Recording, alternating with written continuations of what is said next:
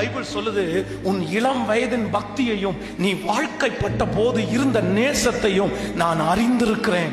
மகன் 29 வயசு 28 வயசுக்குள்ள நீ ஆண்டவருடைய சமூகத்துல எவ்வளவு பக்தியா இருக்குதோ அதுதாங்க உன் எதிர்காலத்தினுடைய கிரீடம், அதுதான் எதிர்காலத்தினுடைய வெற்றி.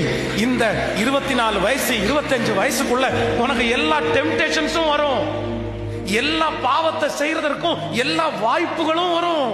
எல்லாமே வரும்போதும் ஆண்டவரை முன்னாடி வச்சு நான் இதை எதையுமே செய்ய மாட்டேன்னு யோசேப்பு மாதிரி யாரெல்லாம் விட்டுட்டு ஓடுறாங்களோ அவங்க மட்டும்தான் எதிர்காலத்துல பிரைட்டா அநேக ஜனங்களுக்கு முன்பாக நிற்க முடியும்ன்றத நீங்க மறந்துடவே கூடாது, மறந்துடவே கூடாது.